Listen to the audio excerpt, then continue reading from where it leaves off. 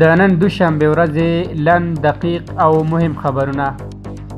د افغانستان اسلامي امارت د بهرنیو چارو وزارت د قونسلي چارو ریاست د هلو ځلو په پایله کې په کابل کې د چین ولسي جمهوریت سفارت د روان کال د می میاشتې له 3 نیټې څخه د ویزو صادرول بیا پیلوي.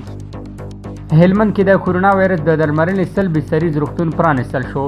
د هلمند د عامې روغتیا ریاست مسؤلین وایي چې دغه روغتون د اسیا پرمختیایي بانک له لوري د 1 میلیون امریکایي ډالرو په لګښت جوړ شوی دی.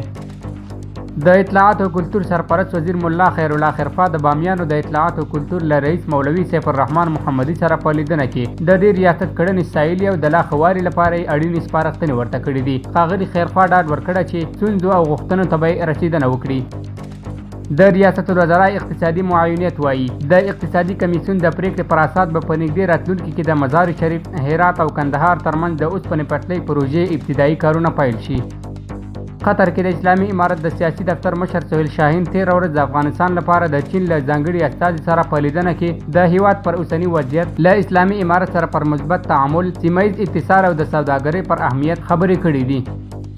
د افغاني سرې میاشتې له لوري د سوري زړه په ناروغۍ اخته 15 تنه نور ماشومان پلازمینه کابل کې د درملنې او عملیاتو په موخه داخلي روغتون ته وروپېژندل شول. د هیواد د شمال دون د لویې لارې مسافر او موټر چلوونکي وایي چې د اسلامي امارت په راتګ سره د دې لارې امنیت په بشپړ ډول تامین شوی او دوی کولی شي چې شپه ورځ له کوم خنډ پرته پرې سفر وکړي. د اوسپنې د ویلې کولو فابریکو د ټولنې اجرایوي رئیس وایي اوس مهال افغانستان کې د اوسپنې ویلې کولو 42 فابریکې فعالیت کوي چې 100,000 کسانو ته پکې د کار زمینه برابره شوې ده.